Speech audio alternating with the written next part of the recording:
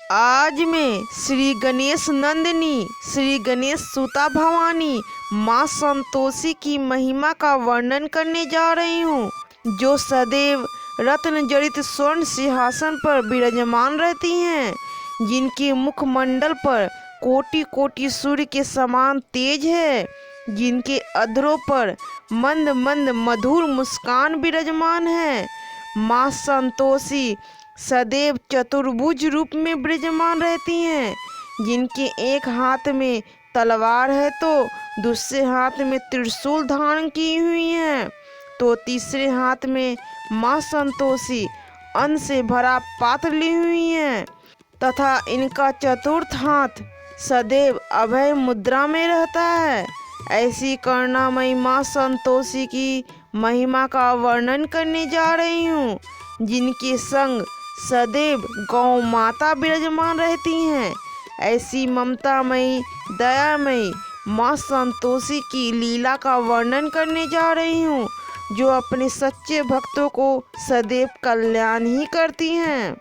नमस्कार भक्तों, आप सभी का हमारे चैनल अनोखे भक्त की कहानी में स्वागत है।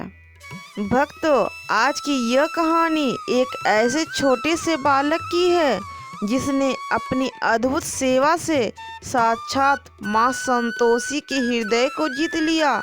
जिस बालक के लिए माँ संतोषी की आंखों में सदा वात्सल्य और ममता की पवित्र धारा बहती रहती थी। किसी नगर में एक संपन्न परिवार रहता था। यह परिवार माँ संतोषी का भक्त था। उस परिवार में एक व्यक्ति अपनी माँ, पत्नी तथा एक छोटे बेटे के साथ सुखपूर्वक जीवन व्यतीत कर रहा था। माँ संतोषी के प्रति भक्ति भाव के कारण भक्ति के बीज उस छोटे से बालक में भी पनप रहे थे, जो शीघ्र ही भक्ति रूपी विशाल वृक्ष में परिवर्तित होने वाला था। वह बालक प्रतिदिन कभी अपनी माँ के साथ तो कभी अपनी दादी के साथ माँ संतोषी के मंदिर में जाया करता था। उसकी माँ तथा परिवार के अन्य सदस्यों ने उस बालक को यही समझाया था कि माँ संतोषी अपने बच्चों से बहुत प्यार करती हैं। वह हमेशा अपने भक्तों की देखभाल करती हैं, हर संकट और समस्या से हमारी सुरक्षा करती हैं। उसकी माँ ने उस बालक को समझाया कि भविष्य में भले ही इस पूरे संसार में कोई तुम्हारा साथ दे न दे, वह परम कृपालु ममतामयी माँ संतोषी सदैव तुम्हारा साथ देंगी। तुम्हें कभी भी किसी भी परिस्थिति में अकेला नहीं छोड़ेंगी। वह छोटा सा बालक माँ संतोषी के इस परम कृपालु चरित्र को सुनकर उसका मन और भी माँ संतोषी के चरणों में लग गया।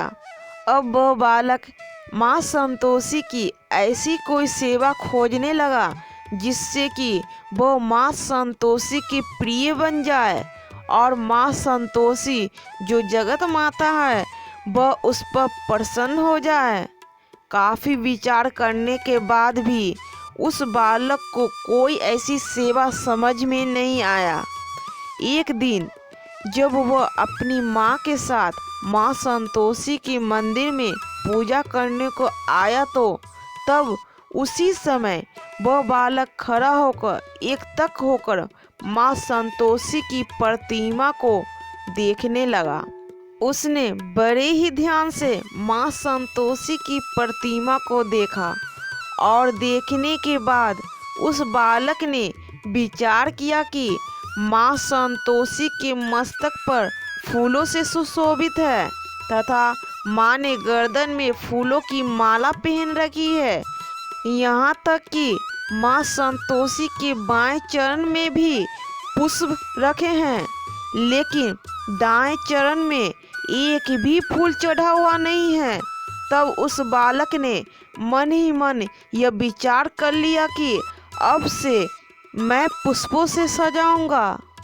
उसने मन ही मन ऐसा संकल्प लेकर प्रतिदिन सुबह उठकर बगीचे से फूल तोड़ने के लिए चला जाता और अपनी डलिया को फूलों से भर लेता और फिर नहाकर अकेले ही माँ संतोषी के मंदिर में चला जाता और माँ संतोषी के दाएं चरण के पास बैठकर अपनी डलिया का एक एक पुष्प माता के दाएं चरण में ही एक एक करके चढ़ाता। वह एक डलिया फूलों को माता के दाएं चरण पर ही चढ़ाने लगा, लेकिन ज़्यादा फूल होने के कारण कोई न कोई एक पुष्प चरण से नीचे गिर ही जाता। वह बालक पुनः उस फूल को उठाकर माता संतोषी के दाएं चरण में चढ़ाने लगता। उसकी माँ ने तथा उस मंदिर के पुजारी ने भी प्यार से उस बच्चे को समझाया कि इतने सारे फूल माँ के दाएं चरण में कैसे रखाएंगे, लेकिन वह बालक अपनी जिद पर अड़ा रहा और 2-3 घंटे तक काफ़ी प्रयास करने के बाद वह एक डलिया पुष्पों से माँ संतोषी के दाएं चरण में चढ़ाने में सफल हो गया। उसकी माँ ने भी उस बालक को इतने सारे फूल चढ़ाने से मना करना छोड़ दिया। अब वह बालक प्रतिदिन एक डलिया फूलों को बड़ी ही श्रद्धा और विश्वास से माँ संतोषी के दाएं चरण में चढ़ाने लगा। यह उस बालक के जीवन का महत्वपूर्ण भाग बन गया था। इसी तरह प्रतिदिन माँ संतोषी के दाएं चरणों की सेवा करते करते कुछ महीने बीत गए। एक दिन माता संतोषी ने उस बालक को पूरी लगन के साथ चरण में पुष्प चढ़ाते हुए देखी। वह बालक काफ़ी समय से सभी पुष्प माता के चरण में चढ़ाने की कोशिश कर रहा था, लेकिन हर बार कोई न कोई पुष्प माँ के चरण से नीचे गिर जाता। वह बालक पुनः उस पुष्प को उठाकर माँ संतोषी के दाएं चरणों में रखता, तो फिर दूसरा पुष्प नीचे गिर जाता। वह बालक पुनः उस पुष्प को उठाकर माँ संतोषी के चरण पर रखता, लेकिन फिर कोई न कोई पुष्प माता के चरण से नीचे गिर जाता। इस तरह सुबह से शाम हो गई, लेकिन वह बालक सभी पुष्प को माता के दाएं चरण में चढ़ाने के अपने संकल्प से पीछे नहीं हटा। भूखे प्यासे वह बालक शाम तक माता के चरण पर पुष्प चढ़ाने के अपने प्रयास में डटा रहा। उस बालक के माता पिता भी उसकी अपनी जिद को छुड़वाने का हट करने लगे, लेकिन वह बालक अपने प्रयास में लगा रहा। यह देखकर दयामयी माँ संतोषी को उस बालक पर दया आ गई और करुणावश माँ संतोषी ने स्वयं को उस प्रतिमा में अदृश्य रूप में प्रकट हो गई और सभी पुष्पों को स्वयं ही अपने दाएं चरण में रखवा लिया। अगले दिन जब भी वह बालक अपनी डलिया को पुष्पों से भरकर मंदिर में आता, तो माता संतोषी स्वयं अप्रत्यक्ष रूप से वहां प्रकट होकर उस बालक के द्वारा चढ़ाए गए सभी पुष्पों को स्वयं स्वीकार कर लेती। अब जब भी वह बालक ममतामयी माँ संतोषी के पावन दाएं श्री चरण में पुष्पों को चढ़ाता, तो उसमें से कोई भी पुष्प चरण से नीचे नहीं गिरता। एक ही बार में सभी पुष्प सरलता से ममतामयी माँ संतोषी के दाएं चरण पर स्थिर हो जाता। अतः वह बालक कुछ ही मिनटों में अपनी डलिया के सभी पुष्पों को माता के दाएं चरणों पर चढ़ा देता।